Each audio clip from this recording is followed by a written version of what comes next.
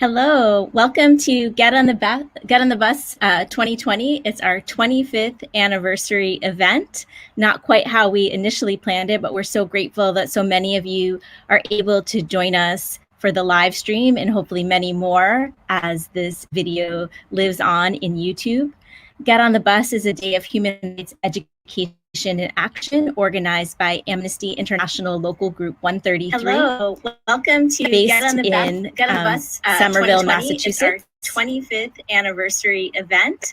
Not quite how we initially planned it, but we're so grateful that so many of you are able to join us for the live stream and hopefully many more as this video lives on in YouTube.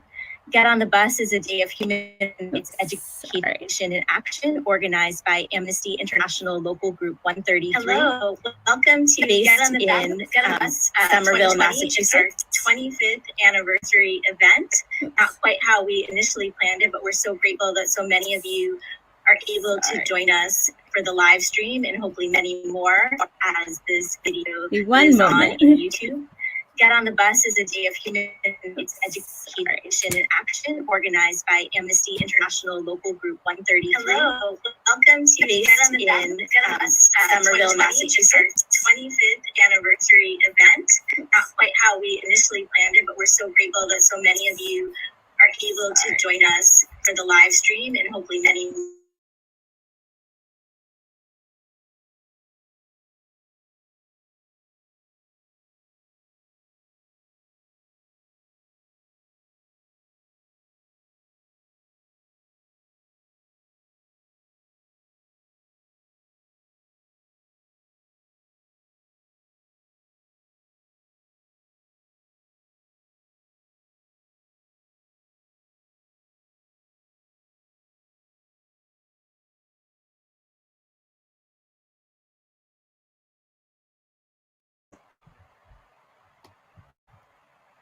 Okay, we're going to try that again. I think everybody else has their YouTube screen muted, but thank you again for joining us for Get on the Bus 2020. We are thrilled to have a really stellar panel of human rights activists joining us today for today's speakers panel.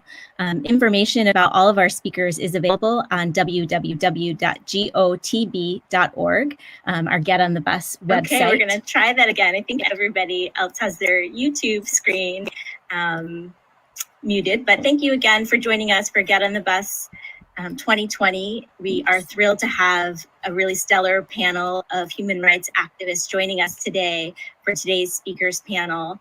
Information about all of our speakers is available on www.gotb.org,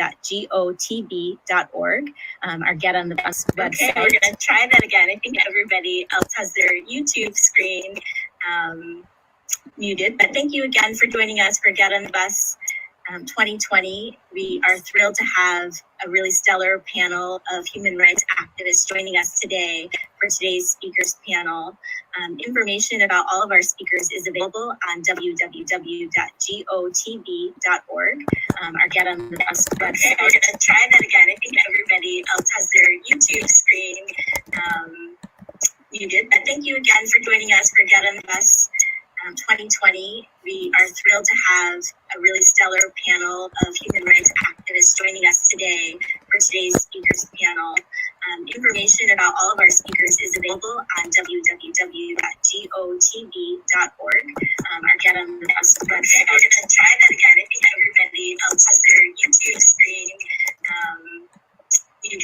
you again for joining us for Get on the Bus 2020. We are thrilled to have a really stellar panel of human rights activists joining us today for today's speakers panel. Information about all of our speakers is available on www.gotb.org, our Get on the Bus website. We're going to try that again. I think everybody else has their YouTube screen muted, but thank you again for joining us for Get on the Bus 2020. We are thrilled to have a really stellar panel of human rights activists joining us today for today's speakers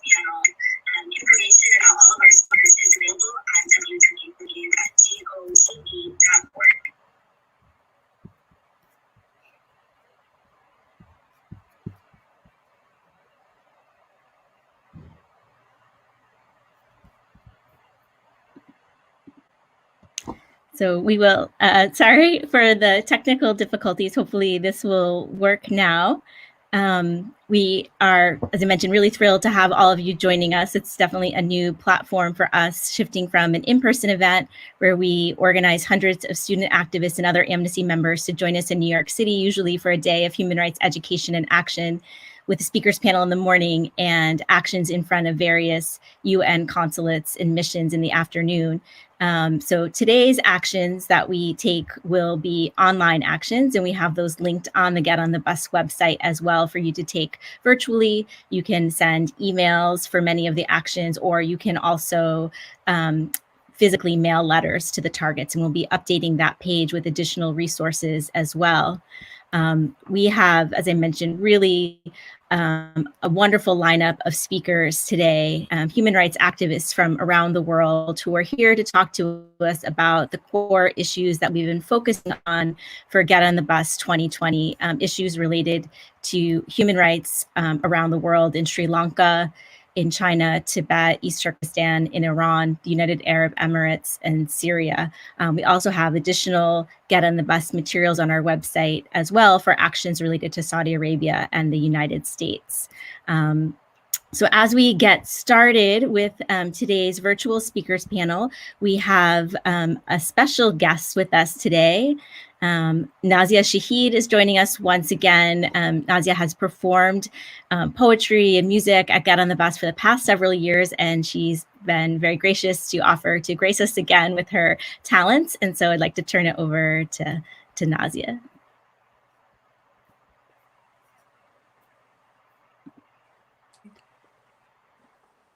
Hi, thanks for inviting me, Kelly, and thank you to Naomi for helping me work through the sound system.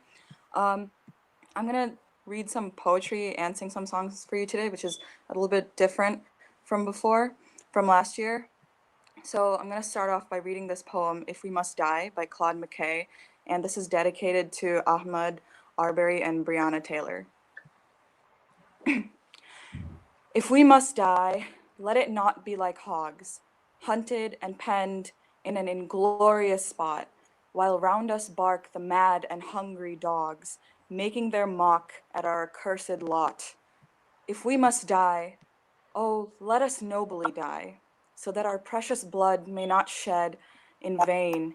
Even the monsters we defy shall be constrained to honor us through dead. O kinsmen, we must meet the common foe. Though far outnumbered, let us show us brave, and for their 1,000 blows deal one death blow. What though before us lies the open grave? Like men, we'll face the murderous, cowardly pack, pressed to the wall, dying but fighting back.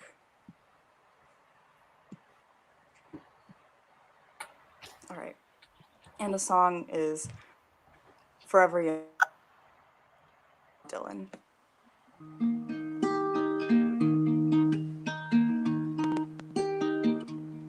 May God bless and keep you always. May your wishes all come true.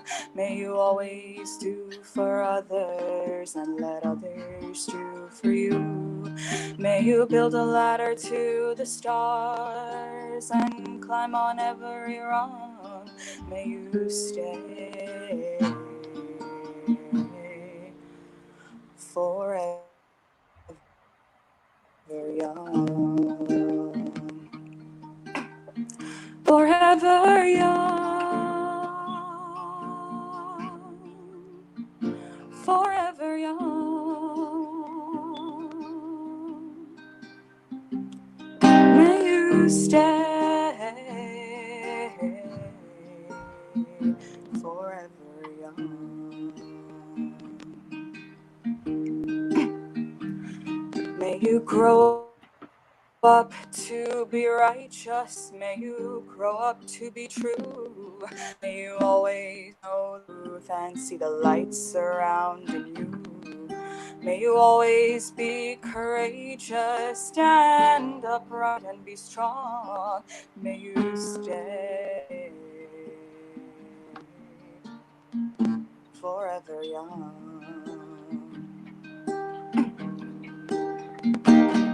Forever young,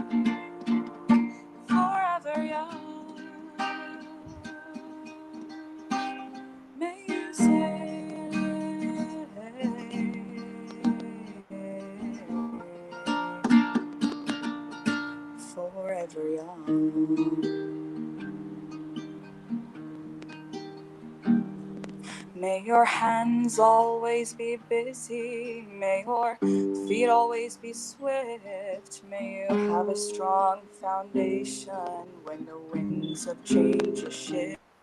May your heart always be joyful. May your song always be sung. And may you stay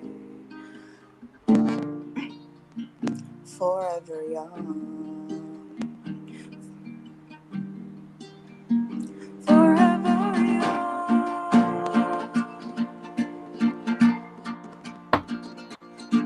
Forever young.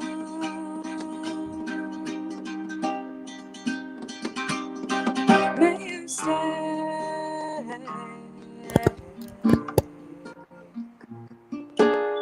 forever young.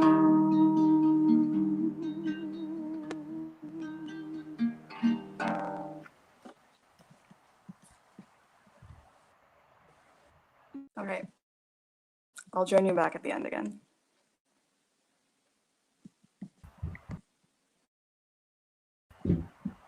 Thank you so much, Nazia, for your poetry and for the music. Next, I would like to introduce Brenavi Jayasundaram, who is the Operations Officer for Pearl, People for Equity and Relief in Lanka.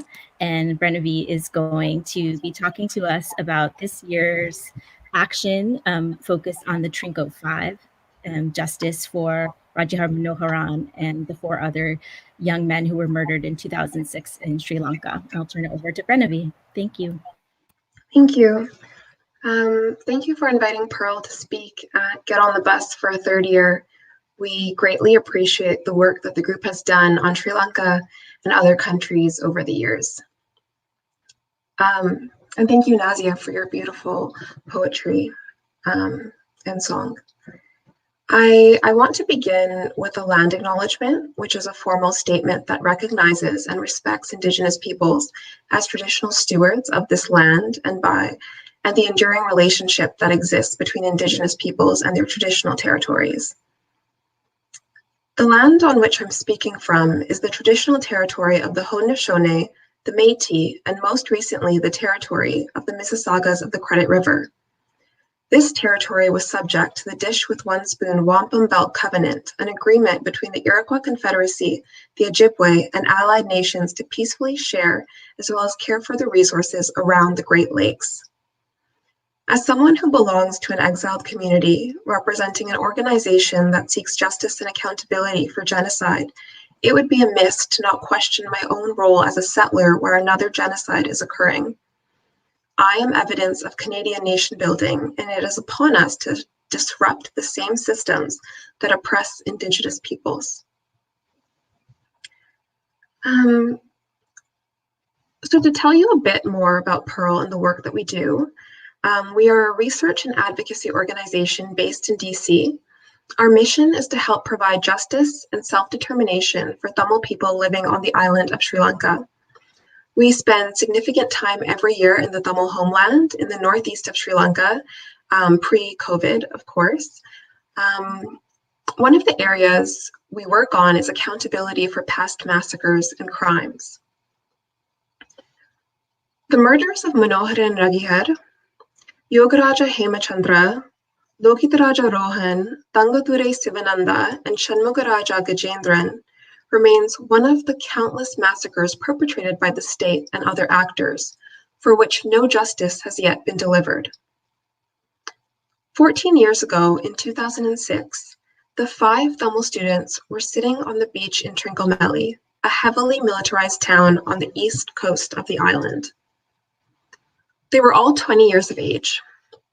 As they sat on the popular beachfront where a statue of Mahatma Gandhi sits amidst a backdrop of the ocean, a green auto rickshaw rode towards the group and a grenade landed near them and exploded. Witnesses described how the rickshaw disappeared in the military base at the fort. In the commotion that ensued, the Navy had closed off all exits from the beach. A military-style jeep with 10 to 15 uniformed men came closer. Those men later identified as being members of the Special Task Force and proceeded to assault students. It was at this point that Ragihar called his father, Dr. Manoharan, telling him that they were surrounded by the security forces. Dr. Manoharan rushed towards the beachfront where he was halted by 3 Navy troops. The Gandhi statue, which normally illuminates the beachfront, was shut off, making it difficult to see beyond a certain distance. Parents of the other students, too, attempted to reach the area. Honuthure Yogaraja, the father of Hemachandran, was also stalked by Sri Lankan troops at a nearby checkpoint.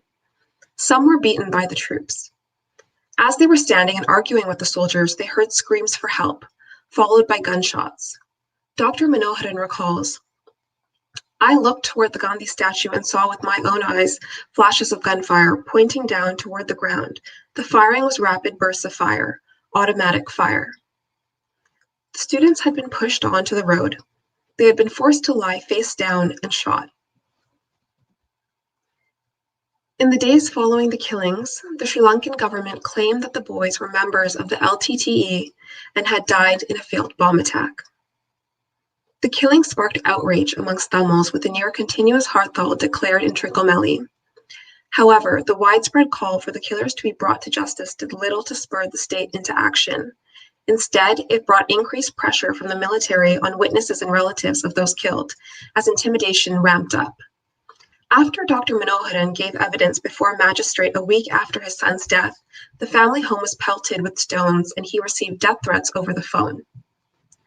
Dr. Manoharan was the only family member of those boys who spoke up. Others were too scared for good reason. Subramaniam Sugidarajan, a correspondent of the Tamil language daily Sudharoli, was gone writing about the case. He had accompanied Dr. Manoharan to the mortuary and published photos showing the bodies with point-blank gunshot injuries, disproving government claims that they were killed by a grenade explosion. The Trinco 5 case has become one of the most emblematic cases of violence in Sri Lanka, also in part due to Amnesty's work in pursuing this issue. It remains such a crucial case because it is a clear-cut case of the impunity state forces enjoy. In 2006, 12 Special Task Force police officers were arrested in connection with the killings, but they were soon released for lack of evidence. In July 2013, the men were rearrested, but then released 3 months later because no proceedings had been opened against them.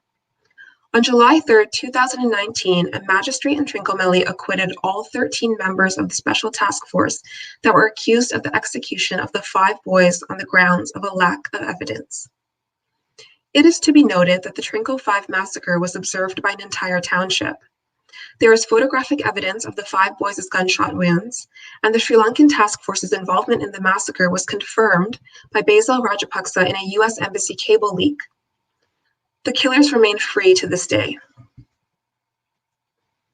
It is important for us to understand the level at which impunity for atrocity crimes, specifically against the Tamil people, is a part of Sri Lanka's constitutional identity. To this day, Sri Lanka's constitution states that it is the role of the state to protect and foster the Buddha Sasana. In 1982, Amnesty International released a report on Sri Lanka that expressed grave concern over 5 Tamil civilians that were shot dead by the army on the night of June 3, 1981, and the absence of justice despite overwhelming witness testimonial and medical evidence. This was 25 years before the Trinco 5 massacre and a year before the Black July pogroms, which killed at least 3,000 Tamils and prompted the first large exodus from the island. To this day, not a single known state perpetrator for war crimes, crimes against humanity, and human rights abuses has been held accountable. This calls to question the efficacy of human rights organizations, including Amnesty and international and state bodies that have depended on Sri Lanka to deliver justice to Tamil victim survivors when it has only ever acted to maintain Sinhala Buddhist hegemony. Following independence from colonial rule, the Tamil people resisted second-class status and pushed for more rights and autonomy for many years. It was increasingly violent reprisals to peaceful protests that caused the armed uprising by Tamils. The Sri Lankan military killed civilians with indiscriminate airstrikes through massacres and abductions, while the LTTE deployed suicide bombers with devastating effect. The armed conflict ended in May 2009 with the Mullivaikkal massacre. 11 years ago this year. The final phase saw the deaths of 70 to 140,000 Tamil civilians, primarily due to the Sri Lankan military's intentional shelling of safe zones and extrajudicial executions, the maiming of thousands from that shelling, and at least hundreds of incidents of sexual violence. It was a genocide. In the 2012 Petrie report, the UN examined its actions in Sri Lanka and acknowledged that such blatant violations of international human rights law and international humanitarian law resulted in part from its own grave systemic failure. In 2015, the election of a new, more moderate government and adoption of UN Resolution 30/1, which outlined 25 key commitments towards transitional justice in Sri Lanka, pacified the international community's expectation for progress on human rights issues. Tamil activists and civil society pushing for justice and accountability for wartime atrocities were hushed by international and state bodies that warned against reverting to an authoritarian regime. Predictably, their foot-dragging contributed to the 2019 election of Gotabaya Rajapaksa, a credibly accused war criminal who served as Sri Lanka's former defense secretary during the final phase of the armed conflict. Rajapaksa has effectively securitized and militarized Sri Lanka through high-level appointments of individuals previously accused of corruption or alleged to have committed war crimes. In fact, Shavendra Silva is a credibly accused war criminal, and he is currently leading Sri Lanka's coronavirus response. This has not only diminished any chance of justice and accountability, but also effectively blocked any movement towards transitional justice after 2015. Last February, Sri Lanka unsurprisingly withdrew from UN Human Rights Council Resolution 30/1. On March 26th of this year, Rajapaksa pardoned Staff Surgeon Sunil Rathnayake, who was convicted in 2015 of participating in the December 2000 massacre of 8 Tamil civilians, including a 5-year-old child. Ratnayake's conviction, only after a 13-year-long trial, was an incredibly rare instance of Sri Lanka convicting its own forces, which was also rendered meaningless this year. Today, abductions and torture in custody remain rampant, and harassment and intimidation of Tamil activists has continued. The Tamil-dominated areas of the island are one of the most militarized regions in the world, with at least one district having as many as 1 soldier for every 2 civilians. The plight of the families of the disappeared remains unaddressed. It is excruciatingly apparent in 2020, where war criminals are being increasingly rewarded by the state, that Sri Lanka is incapable of delivering justice to Tamil victim survivors. An international justice mechanism through universal jurisdiction, or for the UN to refer Sri Lanka to the International Criminal Court, remain the only means of ensuring justice and fair outcomes for the victim survivor community. Last February, Mrs. Manoharan, the mother of Ragihar, who was one of the students of the Trinco 5, died. Mrs. Manoharan never received the comfort of justice for her son's murder. The truth is, as time goes on, Tamil victim survivors are growing older and further away from the prospect of truth, justice, and potential healing. Monday, May 18th marks 11 years since the peak of the Tamil genocide. As we mourn the victims and survivors of the violent bloodshed, we must also interrogate the conditions that enabled the Trinco 5 massacre and the lasting impunity that continues to plague the island and inflict violence on Tamil victim survivors. We must also honor the spirit of Dr. Manoharan, who still awaits justice for his son. Thank you. Thank you so much, Pranavi. And please, if you're watching from YouTube, be sure to check out gotv.org for online letter writing actions around the Trinco 5 and human rights issues in Sri Lanka. Next, I would like to introduce Pema Doma. Pema is the campaign's director for Students for a Free Tibet International, and Pema will be joining us today to talk about the case of Tashi Wangchuk, Tibetan human rights activist and language rights activist who's been imprisoned by the Chinese government. And also, Pema will talk to us a little bit more about the human rights situation inside in Tibet.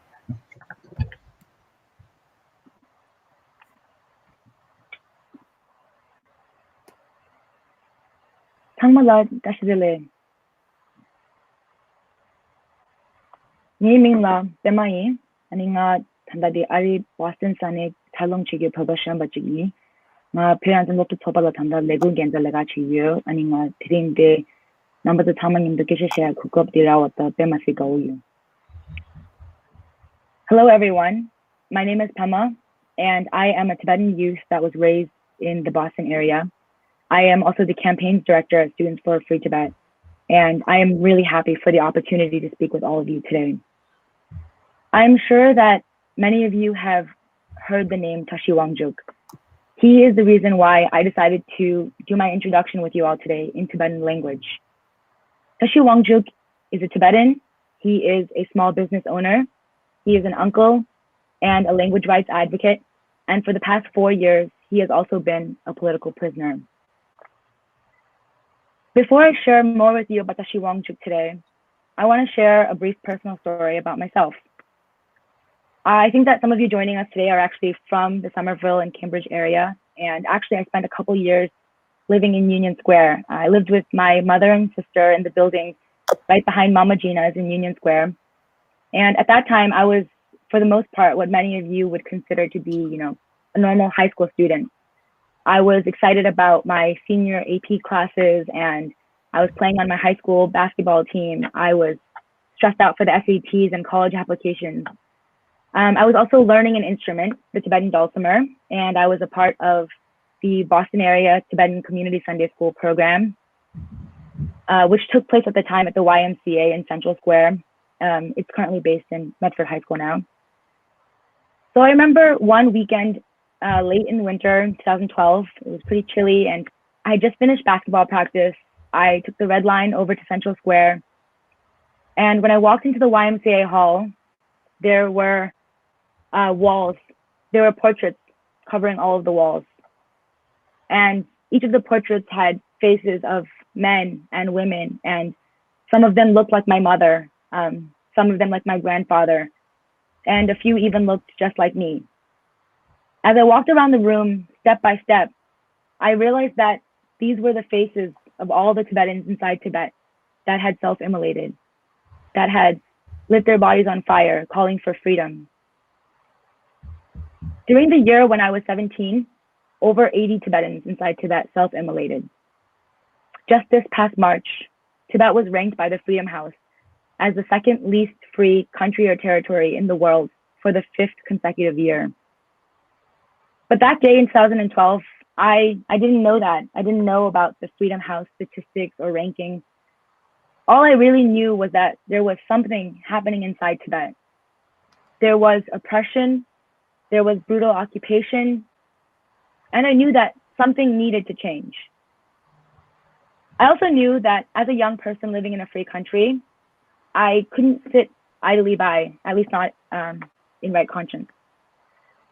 Since then, the situation inside Tibet has continued to worsen. Today, over 150 Tibetans inside Tibet have self-immolated.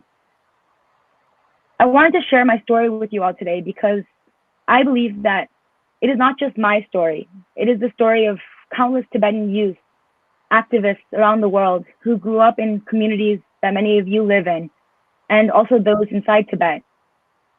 Since the wave of self-immolations that shook the Tibetan community around the world happened in 2012, the repression and crackdown on Tibetans and Tibetan identity inside Tibet has only further heightened.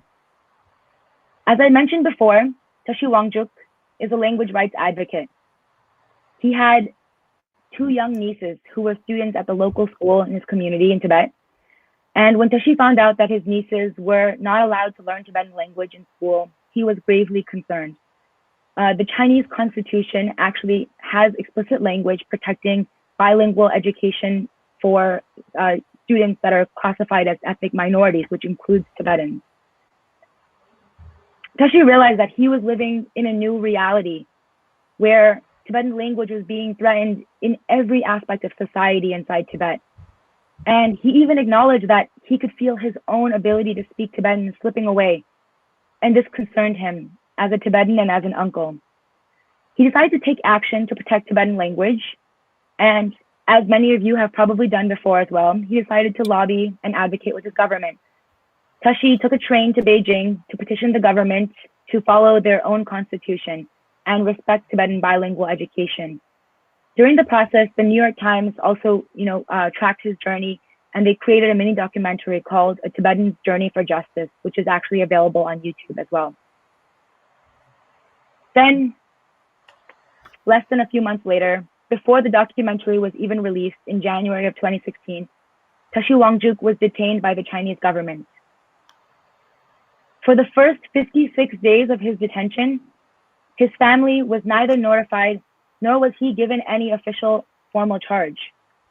Tashi Wangjuk spent 1 year in prison before he was granted a trial. He was accused of inciting separatism, which inside Tibet is punishable by up to 20 years in prison. His trial was done in closed doors, behind closed doors. There were even governments such as the US government that requested to send a staff member to actually sit by and preside over watching and observing the trial. But the judge and the local government authorities forbade it and had a closed door trial for Tashi. During his closed door trial, he was sentenced to 5 years in prison, and his crime was inciting separatism. But in reality, Tibetans around the world and human rights supporters around the world know that Tashi Wangjuk's real crime was trying to protect Tibetan language. Since then, we've seen a further attack on Tibetan identity throughout Tibet. In 2019, we witnessed the death of Phema Wangchen. He was a Tibetan who was not much older than I am, and he died as a result of complications after being released from prison when he was tortured as a political prisoner by the CCP. His crime?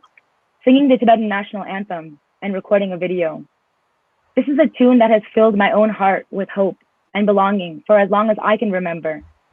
And a young Tibetan paid the price of his own life to sing this song. Recently, in the past several years, the world has seen unprecedented levels of activism, particularly youth activism, from Black Lives Matter to the Umbrella Movement in Hong Kong and the Sunflower Movement in Taiwan, the demands for climate action from students around the world, and particularly from frontline communities and indigenous leaders. Inside Tibet, the Chinese government, the CCP, continues its repression of Tibetans, Uyghurs, Mongolians, and even Han Chinese. The world bore witness to the repression and the consequences of China's actions firsthand. Dr. Li Wenliang and millions from around the global community have paid the price for the Chinese government's censorship. Inside Tibet as well, we have heard reports that the coronavirus pandemic has been used as a pretext for heightened repression of Tibetans. Less than 2 weeks ago, Tashi Wangjuk was denied access to meet with his lawyer. The government cited the pandemic as a reason why it was unsafe for Tashi to meet with his lawyer. Yet we can see in China, all over the country, consumer stores and domestic travel restrictions are being eased. We've seen a reopening over the past months. Yet Tashi Wangjuk, a vulnerable political prisoner who is known to be a victim of torture, has been denied access to meet his lawyer. This miscarriage of justice is not an outlier, but rather the trend.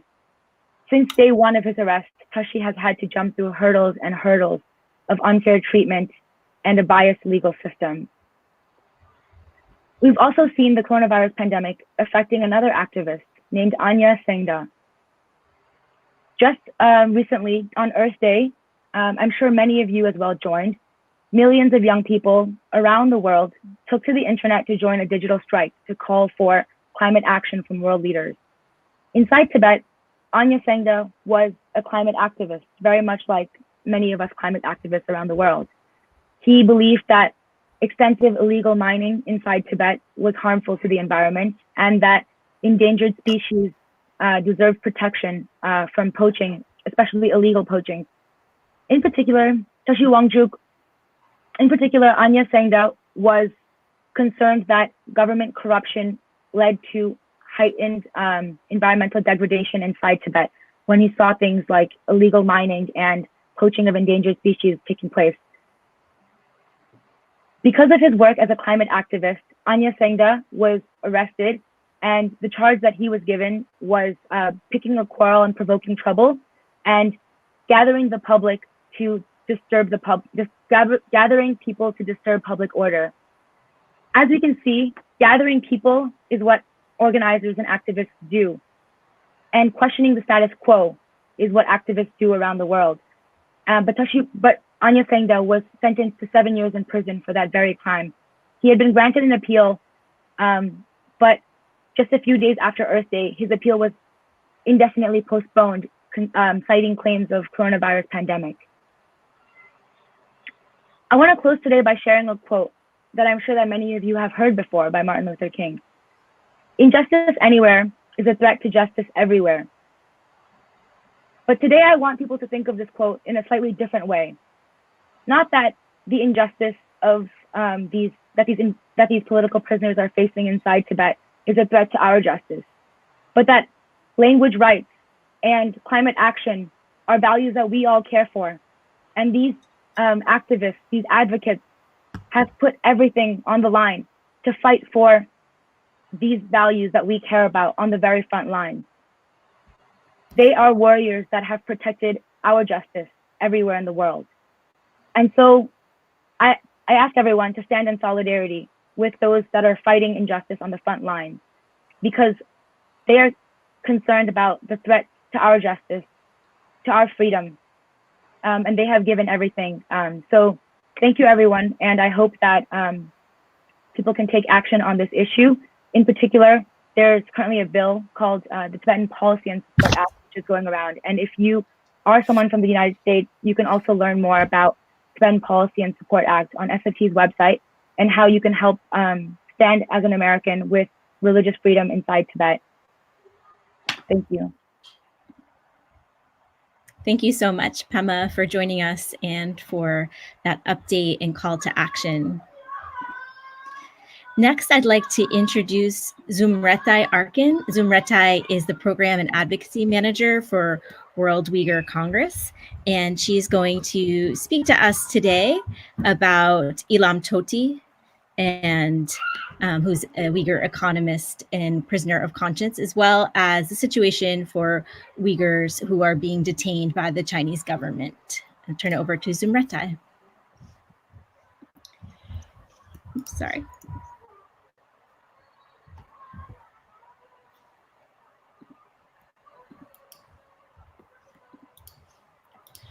Assalamu alaikum.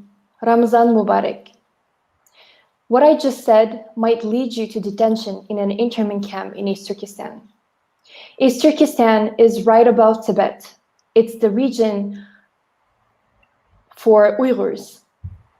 It's officially known as Xinjiang Uyghur Autonomous Region, but us Uyghurs, we do not like this name because it reminds us of the brutal colonization by the Chinese government. For us Uyghurs, we call it East Turkestan. The Uyghurs have suffered from a state-sponsored discrimination for decades in terms of restrictions on religious freedom, language rights, cultural rights, and freedom of movement. We also witnessed the introduction and implementation of draconian laws that directly target Uyghurs and their way of life, ostensibly in the name of security and protection against terrorist threats. China's counter-terror law came into effect on January 1st, 2016, and has already led to unparalleled abuse. Its drafting was widely condemned by the international community for its excessively broad and vague language. The Chinese Communist Party has extended its outright assault on basic human rights and fundamental freedoms that are guaranteed under international, but also Chinese law, by effectively criminalizing even the most basic aspects of Uyghur life.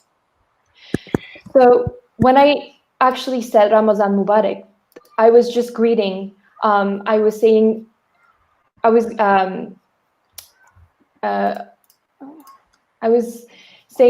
Mubarak. Ramazan Mubarak means welcoming Ramazan, the month of Ramadan. As you may know, the Uyghurs are Turkic ethnic groups that are permanently Muslims. And because of the restrictions on religious freedom in the past decade, Ramazan is forbidden at the moment in East Turkestan. People cannot fast. People cannot observe this holy month. People cannot gather with their family. People they secretly do fast, and when they're caught, there are severe consequences to their actions. On top of these severe, systematic, and comprehensive human rights violations, the Chinese authorities introduced not only a system of total surveillance in both the public and the private sphere, but also established different kinds of political indoctrination camps all over East Turkestan, numbering into thousands. Numerous mysterious deaths and widespread reports of torture accompanied the inception of these internment camps. We first started gathering evidence of these camps in 2017, when the first satellite imagery came out about the numerous camps that were being built all over the region.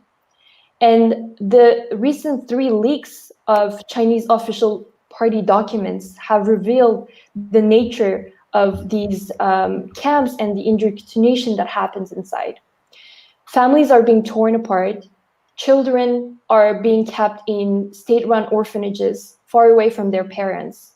And the parents are undergoing political indoctrination, where they're forced to abandon their own cultural, religious identity, forced to use Chinese language inside the camps for their daily tasks and daily lives. The people inside these camps are subject to torture, and this was told by a couple of former victims of these camps who managed to come out. The Chinese government recently also claimed to have released all these detainees, which numbers between 1.8 to 3 million of Uyghurs in the region. But evidence suggests otherwise. Why didn't they give any evidence, why didn't the Chinese Communist Party give us evidence of the release of these detainees? Why aren't we allowed to communicate with our family members? Every Uyghur family in the diaspora has lost someone to the internment camp, and we have lost communication with our family members. I myself cannot contact my family members. Since I started my activism and I started working at the World Uyghur Congress in September, my aunt back in East Turkestan has been questioned and interrogated by the police. This is the reality of us. Not only Uyghurs in East Turkestan suffer, but Uyghurs in the diaspora suffer as well because of the fear of retaliation, fear of reprisals from the Chinese consulates abroad. We fear speaking out. Until recently, Uyghurs were fearing each other because there were spies among the community. But this is a necessary work. This is necessary advocacy that we must continue.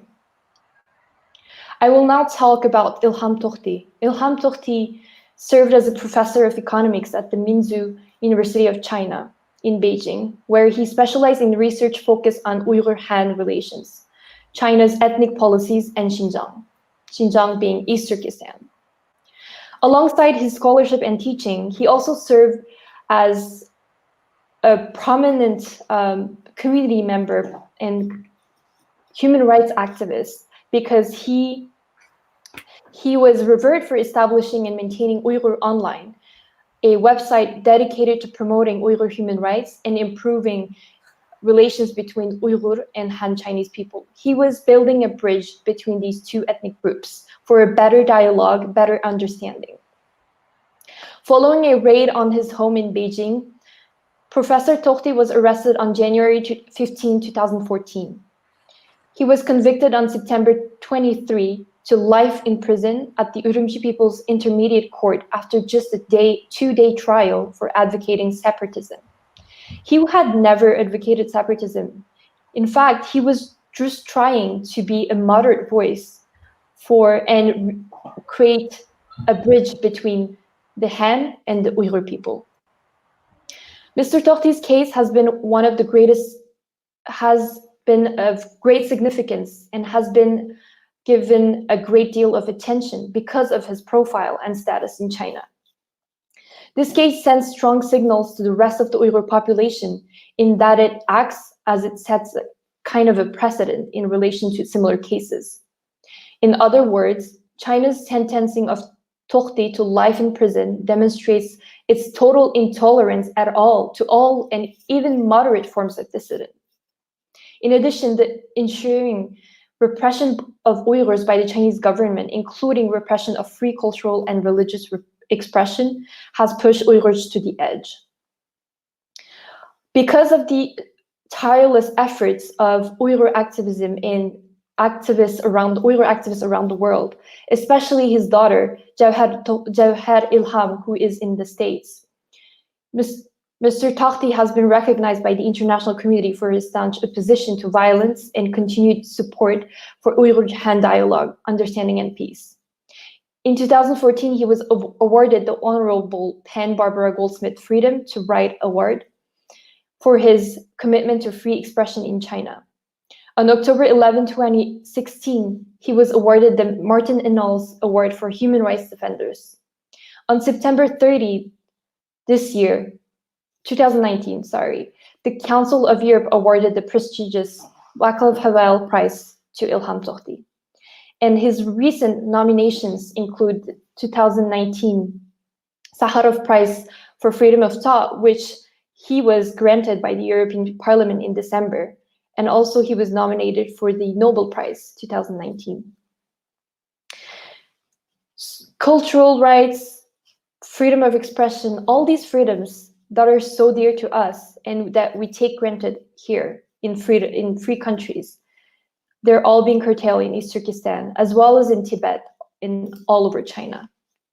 We must, in this month of Ramadan, I ask you to keep Uyghurs in your prayers, in your thoughts, and also to raise awareness from your own countries and urge your local governments to do the same.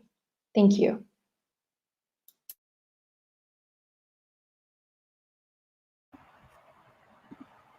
Thank you so much, Zumratai. Next up, I would like to introduce Alireza Azizi, the Amnesty International USA Country Specialist for the United Arab Emirates. And then he will give an introduction to our action calling for the release of UAE human rights defender Ahmed Mansour.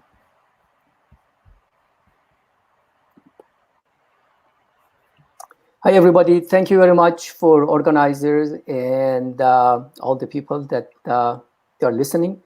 If I can share my screen. Let me see if I can.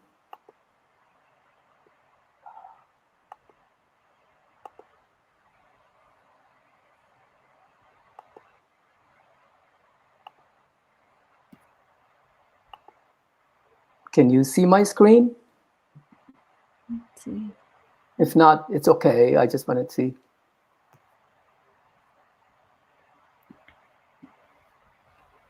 Not yet. Make sure I'm sharing. I believe I'm sharing. Let's see.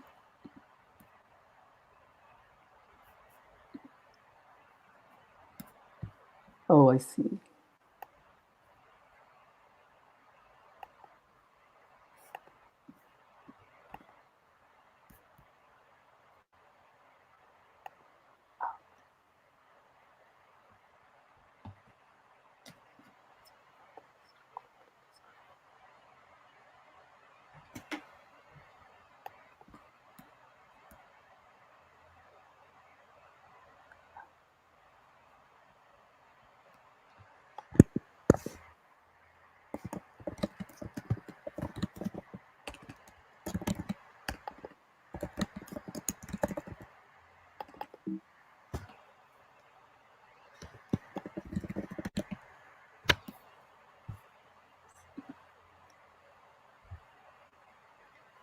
Looks like Ali Reza got disconnected briefly.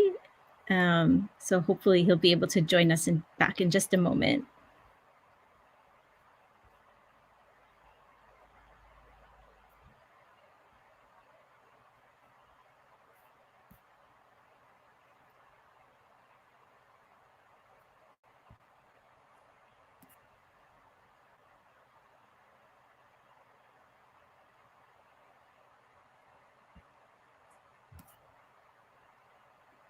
And while we're waiting, I'm just going to add April into the stream just so we have you ready to go in case Ali Reza isn't able to join back in right away. Oh, here, great. I'm back. Yes. Sorry. Okay, so I mean, let me try. If I can't share a screen, that's fine.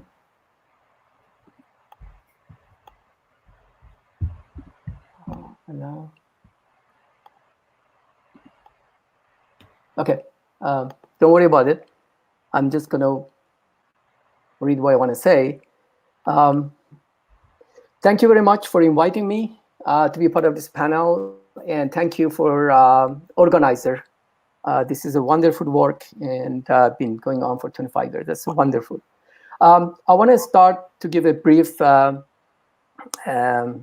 introduction to the human rights situation in UAE.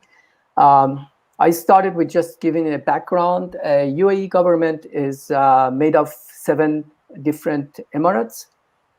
Abu Dhabi is the capital of these 7 emirates and is the richest and the largest one.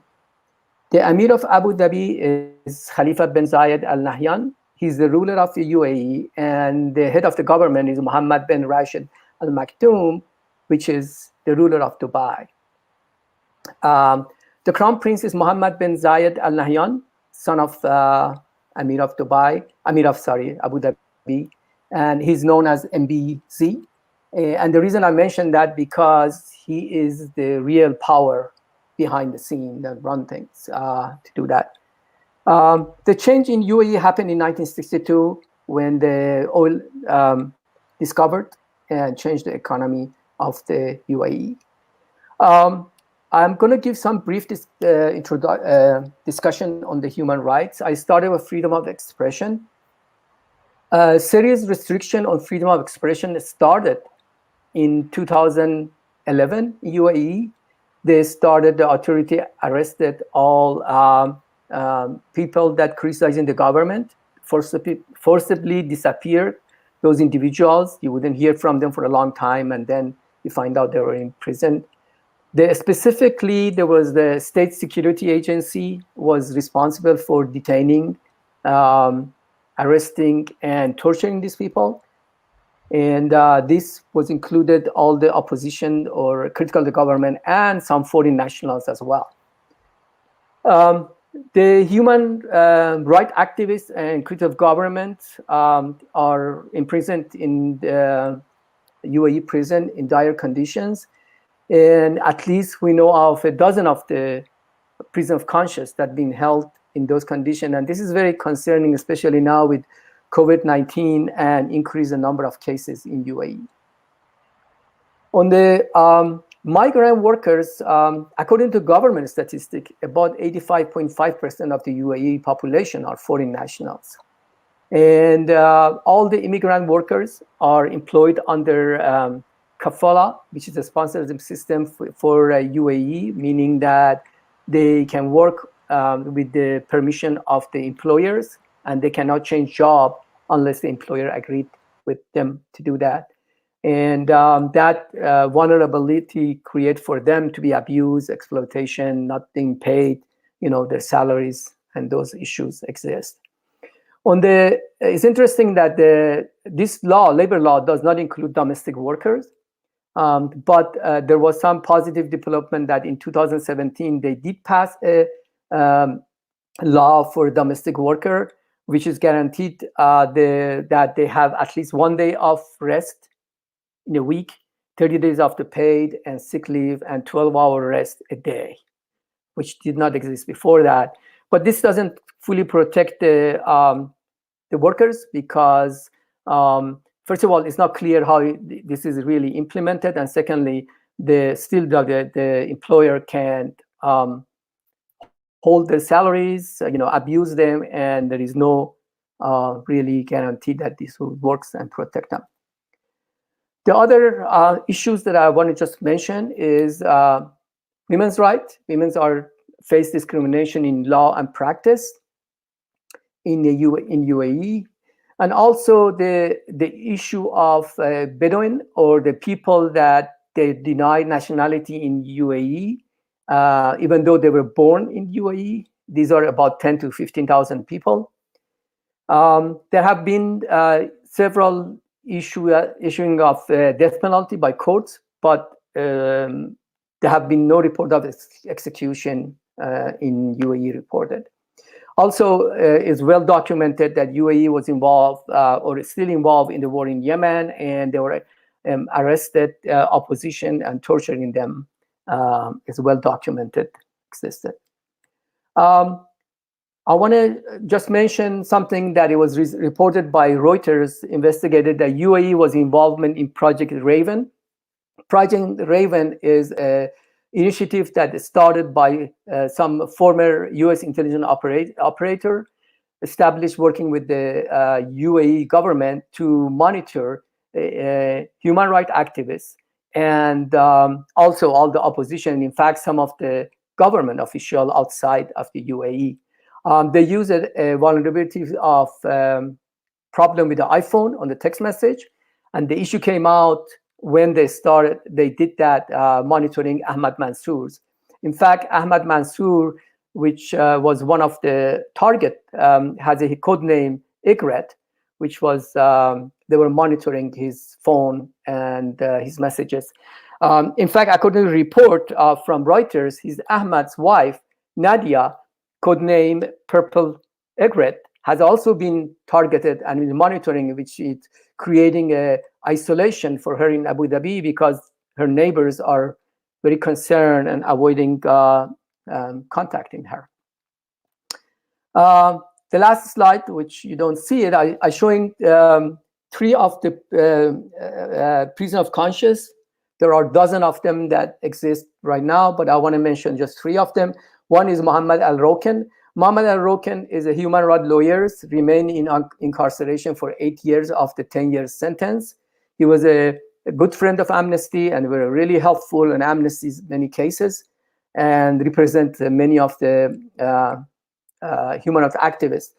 I should mention that even though it's 2 years left from his sentence, it doesn't guarantee that he's going to be released after 10 years. There are several cases of other POC that their sentence has been finished and completed and they have not been released. Next one is Nasser Ben Qais.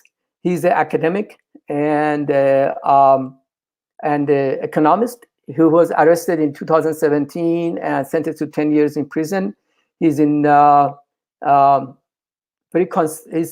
concern for him is that his health is not very good and he's been held in prison in Abu Dhabi. And then last but not least is Ahmad Mansour. Ahmad Mansour was the last human rights activist outside. He was arrested in 2018, sentenced to 10 years in prison. During all these years, he has been kept in solitary confinement. And again, it's a concern for his health. I stop here. I know April is going to talk more about Ahmad.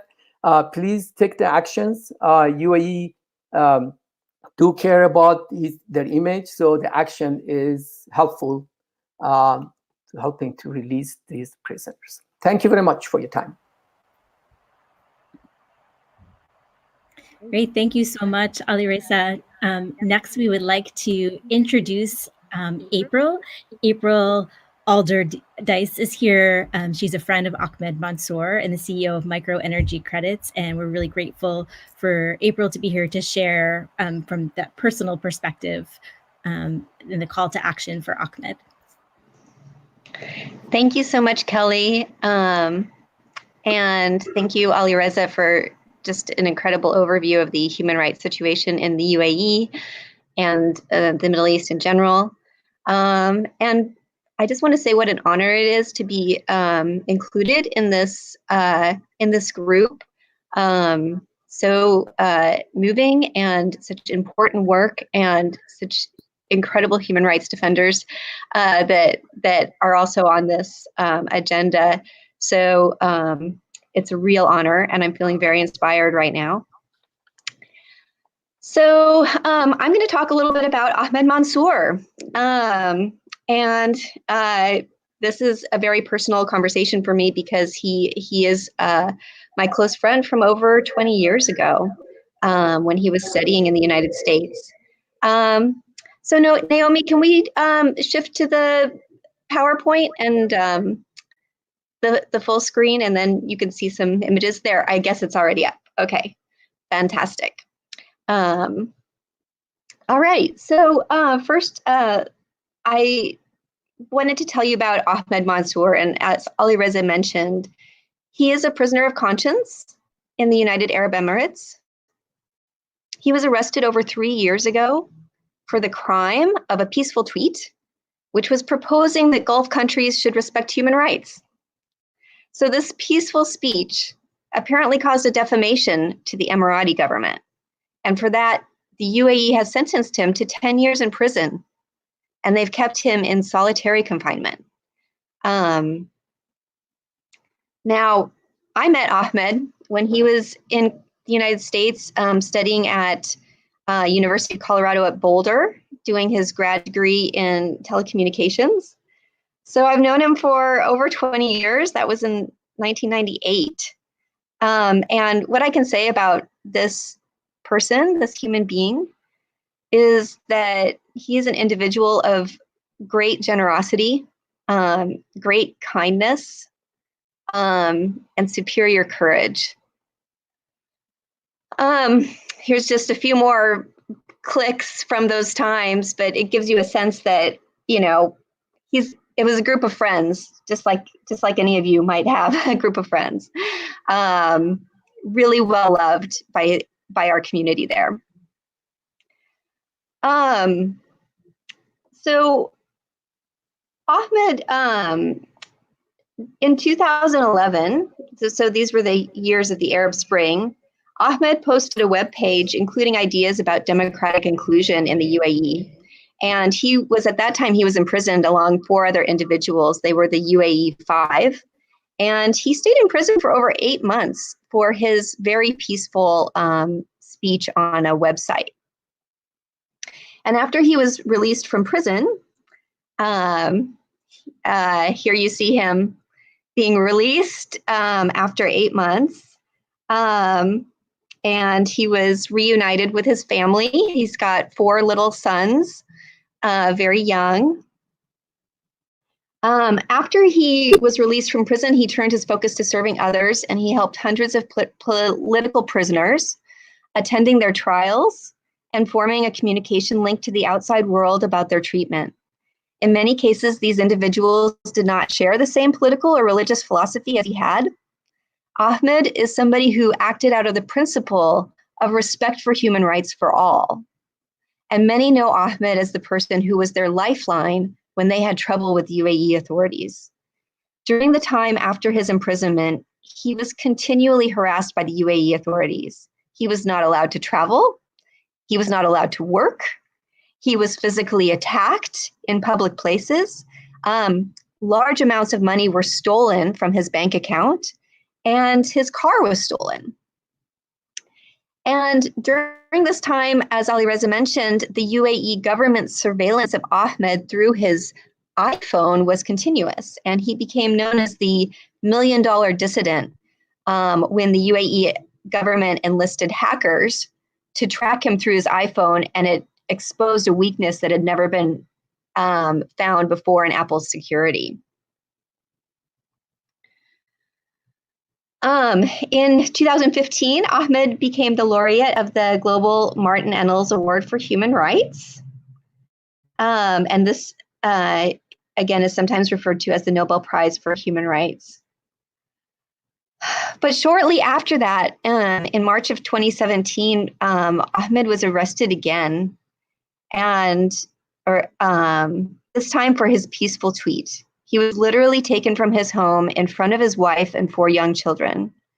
And in December of 2017, he was sentenced to a 10-year imprisonment for his peaceful speech.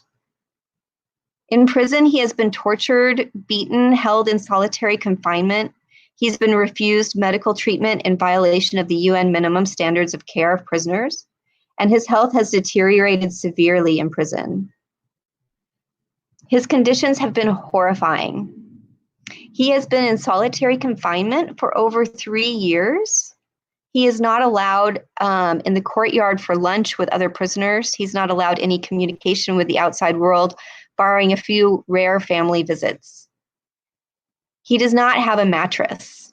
He does not have a shower.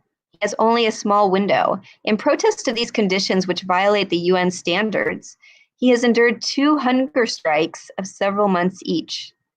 In fact, it's difficult to know exactly how long his hunger strikes have lasted because it's almost impossible to get information from the prison in the UAE. And now with the coronavirus, we're even more concerned about him and how he can survive, what exposure he might have in a compromised immune state, and with no control over how to sanitize or protect himself. So I want to flash back now. Ahmed and I had, fallen out of touch after he left the US, I guess in 2002 or 2003. And we reconnected again by email in 2011 after he had been released from prison. And at that time, I remember him telling me, April, I thought you would be protesting for me at the UAE embassy. And I know why he thought that, because in college, I had been very active supporting human rights, especially in Central America and El Salvador, where I spent a lot of time.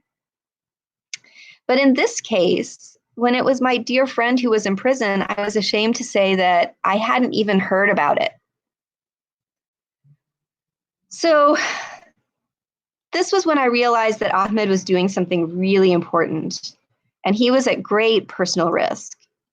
So I made an effort to stay in closer touch, and I was able to, through my work travel, organize some layovers in Dubai. So I was able to see him a few times between 2011 and 2016. And this is a picture of me when I saw him in 2016. Such a humble person. So when I found out that he had been arrested again, I resolved that I would get the word out about Ahmed's story. I wanted to build a community of Ahmed's friends and supporters. I wanted to showcase the amazing person he is, including his personal generosity, his kindness, his integrity, his selflessness, and of course, his courage. And I wanted it to be public so that people in the UAE government could make a decision about his punishment and could see what a good man he is and see that he is loved by so many of us around the world. So this is how I came up with the idea to start the Friends of Ahmed Mansoor Facebook page, which is here. And if you haven't joined this page yet, please do. We're really trying to build the community. And when I took that one action, I suddenly became connected to this amazing network of people who have worked tirelessly to support Ahmed and other human rights defenders. And this movement really gave me inspiration.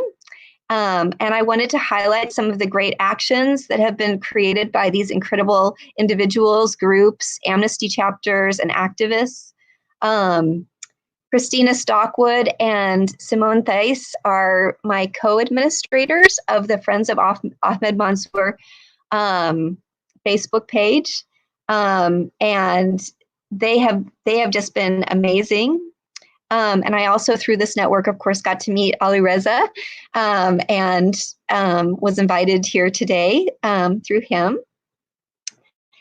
And I just wanted to share some pictures of some of these other actions that have been taken in this movement that's really building up, to free to free Ahmed and make sure that he's is taken care of and his safety is taken care of, and also to stand up for these ideals of human rights. And so here we have in Manchester, England, an effort to rename a street after Ahmed Mansour. And then here we have protests at city. This was for Ahmed's 50th birthday, which was in October, in front of UAE embassies all around the world on the same day. So we had these protests. We've also lobbied Congress. And so this is me with Joe Stork from Gulf Center on Human Rights. And we're lobbying Congress. Joe Neguse is from Colorado, and so he's the representative where the University of Colorado is based in Boulder. And through these lobbying efforts, and Joe and also Andrew Fandino from Amnesty, they've managed to get Ahmed to be part of the Defending Freedom Project of the Tom Lantos Commission for Human Rights. And I've been working with my members of Congress from Washington State and also from Colorado. And several members of Congress have written to support Ahmed Mansour, including Senators Patrick Leahy, Richard Durbin, Sherrod Brown, as well as Congressman Jim McGovern and Joe Neguse.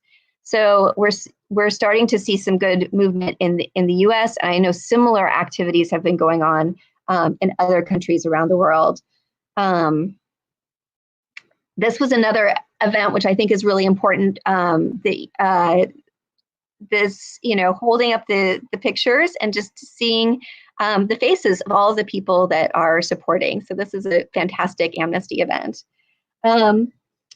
And I think, and then English Pen, I wanted to also mention, has also done a number of activities, especially since Ahmed is a poet.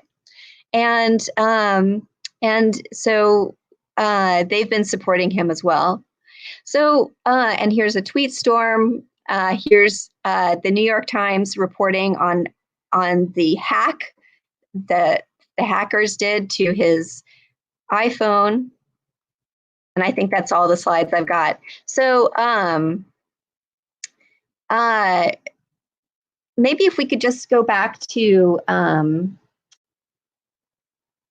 we can just cut out this here. I'll just stop sharing and then we'll go back to me. Let's see. There we go. All right. Thanks. I'm back. Okay. So just to sum up, I wanted to share those pictures so you could get a sense of Ahmed before he was famous and what kind of a person he is. Truly an amazing, wonderful man. And also to see this movement, this incredible movement, and which we're all part of. And I just wanted to share this reflection about, when Ahmed mentioned to me, April, I thought you would be out there protesting. I think one of the things to know is that it matters to him. It matters to him that we are out here doing this. He knows.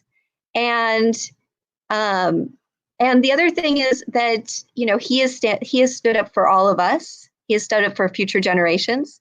And now is our chance to stand up for him. So I'm going to post a link to this Facebook page. As a next step, I really hope that all of you can join the Facebook page. And I just wanted to give a shout out to everybody who's participating in this today. The work that you are doing is important. Becoming informed and then amplifying this message. And together we're creating a community that is really creating real change in the world. So I just want to say thank you. And it's an honor to be part of this incredible movement. And together we will move the needle forward on all of these issues. Let me post the link. Thank you. Thank you so much, April. We're really grateful for your presence and for your testimony here today and the call to action. you. Next, I want to invite into the conversation Ahed Festuk. Ahed, those of you who were at Get on the Bus last year know that Ahed was one of our featured speakers last year as well. And she's part of the Syrian Women's Political Movement and the Multi-Faith Alliance for Syrian Refugees. And I'd like to turn it over to Ahed to share some remarks. In particular, this year's action, we're talking about the release of prisoners who are vulnerable in Syria because of COVID-19, but also invite her to speak about the general situation of human rights in Syria. Hi, everyone. Thank you so much for having me. And I'm sorry for the delay. I'm really sorry. I didn't really know what time I should be in. And yeah, here I am. So my name is Ahed. I'm from Syria. I grew up my entire life in Syria. I came to the state when I was hopeless. By the end of 2015, I came here. Well, I'll be speaking two parts about my work here for Syria and about Syrian situation inside Syria, and also about the present, which is part of the current situation. Actually, the prisoners who've been released from Syrian prison, it's not the political activists. There are just I'm not going to say what kind of people, but there are really not the detained who were arrested within the period of the revolution. So I was actually providing humanitarian aid and also kind of medical aid to the injury in Syria. My family left Syria in 2011 when the revolution started. I had to stay there because I believed in what we are doing, and I still believe in that. I stayed there, but I left because I felt there is really no hope anymore. Most of my friends, either they were killed or they were detained or they were kicked out. They stayed outside of Syria, some of them in Europe, some of them in Turkey, and all over the world. So in 2015, I came here to the States. I couldn't really like stay quiet. I couldn't live my normal life. I felt I had to do something. I was trying to find out what things can be done from here to help my people there. And the first things I was trying to find NGOs who's working in Syria or who's believing in really Syrians or in Syria revolution. I know some of the people. Actually, I was surprised when I came here. I discovered that some people think about us as Syrians who grew up against the Syrian regime. They think that we are kind of, if we are against the regime, we are Islamic supporters or Islamic extremist supporters group, which is completely wrong. We went out to the street to ask for our freedom, for our dignity, because of this brutal regime who's been terrorizing our country for the last 50 years. So, yeah, when I came here, I started to look for NGOs. And yeah, the Multi-Faith Alliance, who now a member of this organization, with them on providing humanitarian aid to the people on the ground in Syria, in Idlib, and also around in the liberated area. Basically, what we are doing, we try just to provide band-aid to the people who've been suffering until today. Today, there is 3.5 million people are stuck in really nowhere in Idlib. Right now, there is no bombardment because of the situation, because of the COVID-19, but their normal life, it's really, and if you think about it, living that way your entire life, not knowing where you are going, because Idlib in northwest Syria, it's the last remaining area which is under the opposition. So if the bombardment started again, there is no way to go for these people. There is really no way to go. And there are stuck, half of them are staying in tents or in open.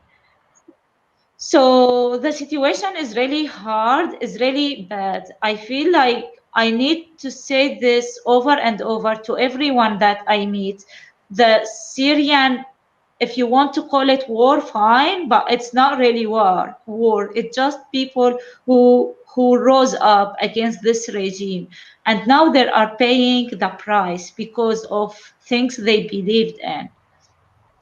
So yeah, now we really need to help those people by talking about them, by raising awareness, by really knowing the truth, knowing those people are vulnerable, and there are not Islamic terrorists. There aren't just people like me and you and everyone else.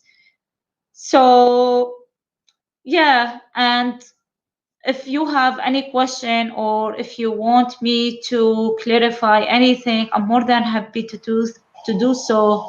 Please let me know. And yeah, thank you so much. Thank you so much, Ahed, for joining us again this year, for sharing what you've experienced on the front lines and that call to action. It's really important. Grateful for your presence again. Thank you. And we may have some questions coming in through YouTube, so we may also follow up with you and be able to post those answers. Yeah, that would be great. Okay. So we have a few additional speakers who weren't able to join us today, in particular, Giso Nia, who was our scheduled speaker on our Iran action calling for the release of human rights defender Nasreen Sotoudeh, was unable to join us due to illness. So she is planning to put together a short video call to action around Nasreen's case, and that should be available in the next week. So we will post that on our website, gotb.org, and likely here on our YouTube channel as well, but look for that. And we also hope to be able to post a follow-up video from Frances Hui, Hong Kong activist as well. But we know we're almost out of time, and I want to turn it back to Nazia for one more poetry reading and musical performance.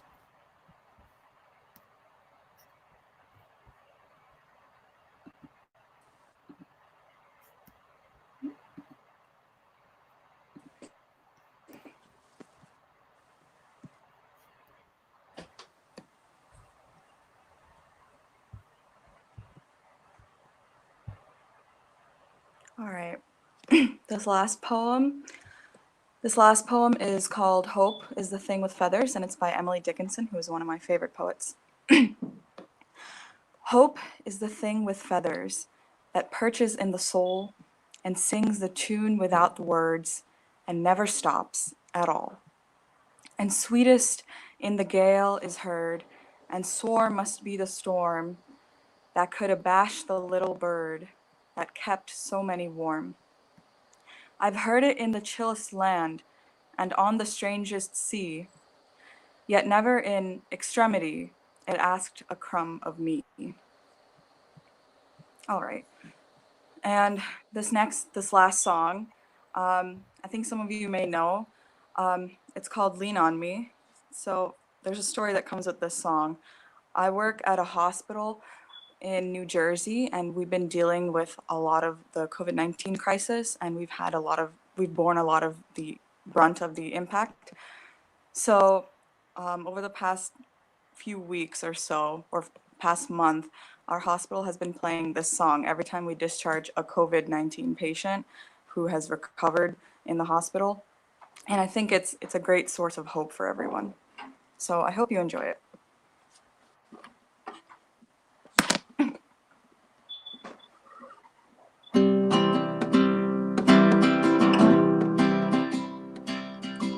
Sometimes in our lives, we all have pain, we all have sorrow. But if we are wise, we know that there's always tomorrow. Lean on me when you're not strong, and I'll be your friend. I'll help you carry on, for it won't be long till I'm gonna need somebody to lean on.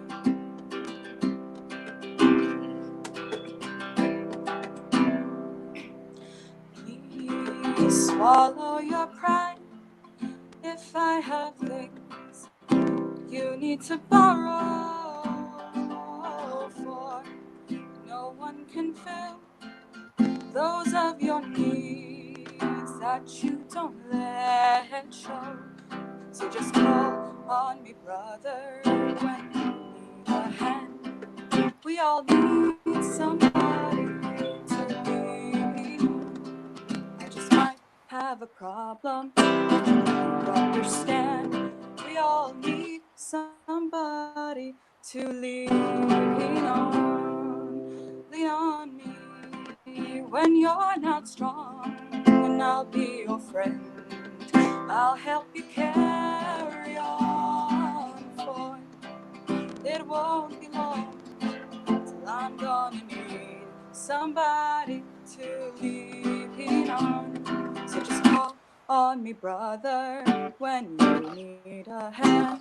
We all need somebody to lean on. I just might have a problem that you don't understand.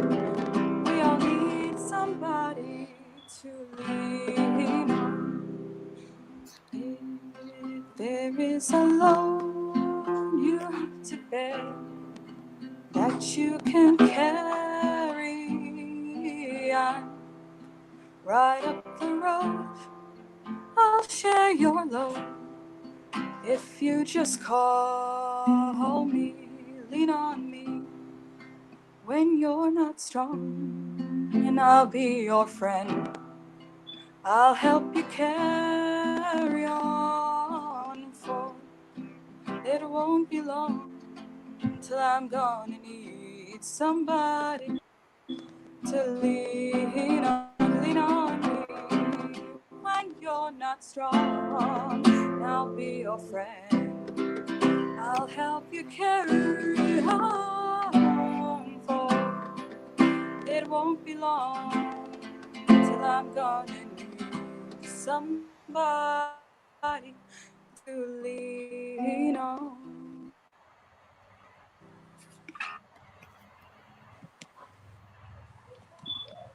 Great. Thank you so much, Nazia. That was beautiful. You're welcome. Perfect way Thank to you. wrap up Get on the Bus. We are so grateful for everyone for being part of Get on the Bus today, and for those of you joining us later on YouTube.